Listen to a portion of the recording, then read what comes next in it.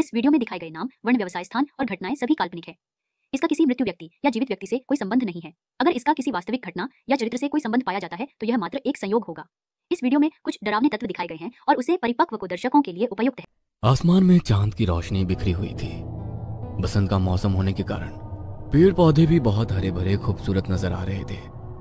रश्मि और निहारिका दोनों आधी रात के वक्त सोसाइटी कंपाउंड में बैठी बातें कर रही थी। उस वक्त निहारिका के हाथों में किताब थी। ये क्या निहारिका, हर वक्त कोई ना कोई बुक पढ़ती रहती हो। अरे पढ़ने में जो आनंद मिलता है ना, वो मोबाइल में कहाँ। जैसे तुम मोबाइल के बिना नहीं रह सकती ना, वैसे ही मैं किताब के बिना नहीं रह सकती। तुम गलत कह रही हो निहारिका। जो मजा किसी चीज को विजुअल देखने में है ना, वो पढ़ने में नहीं। पढ़कर जो प्यार, रोमांस, डर, सस्पेंस को फील किया जा सकता है ना, वो देख कर नहीं होता। तुझे बातों में कोई जीत पाया जो मैं जीतूंगी? चल अब घर चलते हैं, बहुत देर हो गई है। दोनों घर जा रहे थे तभी निहारिका की निगाह एक किताब के ऊपर पड़ी जिस पर गोल्डन कलर का कवर था। कवर के ऊपर एक अजीब सी आकृति बनी हुई थी। निहारिका उस किताब को उठाने के लिए झुकी ही थी कि रश्मि ने उसे रोक लिया। तू भी यार, क्या अब रास्ते में से ही किताबें उठाने लगेगी क्या? घर चल। रश्मि के कहने पर निहारिका उस किताब को वहीं छोड़कर आगे बढ़ने लगी, मगर ना जाने उस किताब में ऐसा क्या आकर्षण था कि निहारिका मोड़ मोड़ कर उसे देख रही थी। तभी उस किताब पर बनी हुई आकृति चमकने लगी। अगले दिन जब निहारिका सोकर उठी तो वो किताब उसके पलंग पर थी। ये देख निहारिका बहुत हैरान हो गई। उसने बाद में पढ़ने के लिए उस किताब को उठाकर अपने बुक शेल्फ में रख दिया और अपने रोज के काम करने लगी।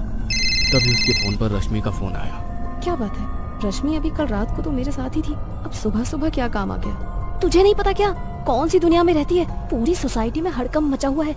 रात को सोसाइटी के चौकीदार की मौत हो गई। ये क्या बोल रही है तू? देर रात तक तो हम लोग ही सोसाइटी कंपाउंड में थे, जब तक तो कुछ भी नहीं हुआ था। वही तो मुझे भी समझ नहीं आ रहा है। लोग कह रहे हैं 2 बजे के करीब उसकी मौत हुई है। अच्छा हुआ हम लोग समय पर घर आ गए।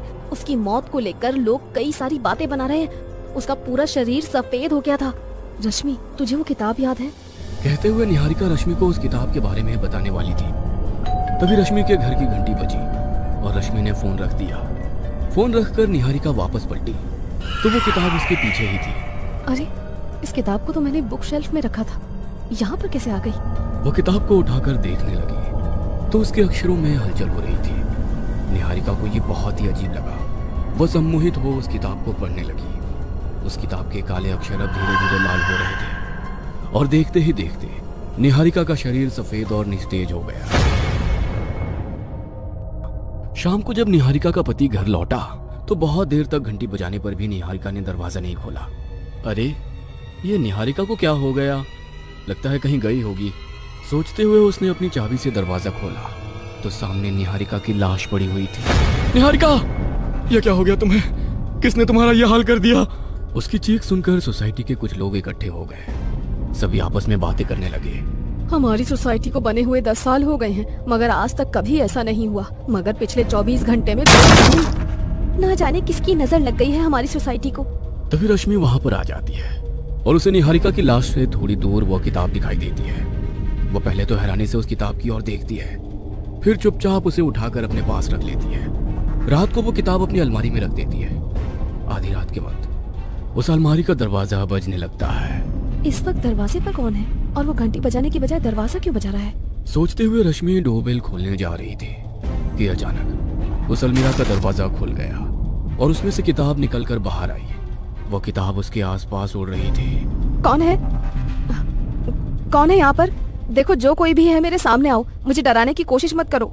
रश्मि के कहने पर देखते ही देखते वो किताब बड़ी हो गई और उस पर बना हुआ अजीब सा फेस बोलने लगा। मुझे वापस मेरी जगह पर छोड़कर आओ, वरना हर जगह सिर्फ तबाही होगी। जो कोई भी इस किताब को अपने पास रखेगा या पढ़ेगा, उसकी मौत निश्चित है। इस किताब को वापस उसी जगह पर छोड़ दो। छोड़ाओ इसे, छोड़ाओ। अजीब सी आवाज सुनकर रश्मि डर कर उठ गई। वो पूरी तरह से पसीना पसीना हो रही थी। उसने वो अलमीरा खोलकर देखा तो किताब वहीं सामने थी और उस पर बना हुआ फेस मुस्कुरा रहा था। डरते हुए रश्मि ने तुरंत अलमीरा बंद कर दी। अगले दिन सुबह रश्मि उस किताब को लेकर मंदिर में जाने लगी तो वो किताब मंदिर के भीतर जाने की बजाय उसके हाथ में से हवा में उड़ने लगी। ये क्या हो रहा है? कौन लाया ये किताब? उड़ती हुई किताब देख वहां पर लोगों की भीड़ इकट्ठा हो गई। तभी पंडित जी अपने हाथ में गंगा जल और एक लाल कपड़ा लेकर मंदिर से बाहर आए। उन्होंने तुरंत बुक पर गंगा जल डाला और फिर उस पर लाल कपड़ा डाल उन्होंने उसे उठा लिया। बेटा, इसे कहां से उठा कर ले आई हो? क्या है ये? पंडित जी के पूछने पर रश्मि ने उन्हें सारी कहानी सुना दी। बेटा, अब इसका रहस्य तो इस किताब को पढ़ने से ही पता चलेगा। मगर पंडित जी, उस स्वप्न का क्या जिसमें मैंने देखा था कि इस किताब को पढ़ने वाले की मृत्यु निश्चित है? बेटा, ऐसे तो ये किताब ना जाने कितने लोगों का विनाश करेगी। इसे नष्ट करने का उपाय मुझे इसी के अंदर मिलेगा। तुम निश्चिंत रहो, लोगों की भलाई के लिए मेरी जान भी चली जाए तो मुझे मंजूर है। कल सुबह तुम मुझे मंदिर प्रांगण में ही मिलना, कोई ना कोई रास्ता तो निकल ही जाएगा। पंडित जी को वो किताब देकर रश्मि अपने घर आ गई। अब उसे सुबह होने का इंतजार था। अगली सुबह जब वो मंदिर में पहुंची तो वहां भीड़ इकट्ठा थी। कल रात ही पंडित जी की मौत हो चुकी थी। वो भागकर उनके कमरे में गई तो वहां पर किताब और एक खत मिली। बेटा रश्मि, तुम्हें जब तक ये खत मिलेगा शायद हम मर चुके होंगे। इस किताब को नष्ट करने का केवल एक ही उपाय है। आने वाली पूर्णिमा को 100 साल के बाद धरती, सूर्य, चंद्रमा सभी एक रेखा में होंगे। तब रात के 12 बजे बीच जंगल में एक गड्ढा खोदकर इसे दफना देना और पीछे मुड़कर मत देखना। इस कार्य में बहुत बाधा है, अपना ध्यान रखना। तब तक इस किताब को लाल कपड़े से बांध कर रखना। पंडित जी के कहे अनुसार रश्मि उस किताब को संभाल कर रखती है और फिर पूर्णिमा की रात में वो उस किताब को लेकर जंगल में चली जाती है। पंडित जी के कहे अनुसार वो गड्ढा खोदने लगती है, मगर उसके पैर भी जमीन में धंसने लगते हैं। बचाओ, बचाओ, कोई है, हेल्प।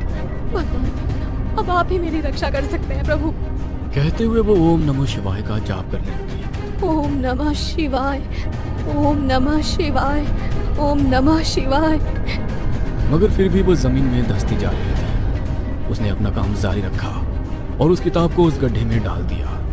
जैसे जैसे वो उस किताब पर मिट्टी डाल रही थी वो ऊपर आने लगी। उसने किताब को दफनाकर अपने साथ लाया हुआ पीपल का पौधा उस किताब पर लगा दिया। अब तुम हमेशा के लिए इस धरती के भीतर शांति से रहना।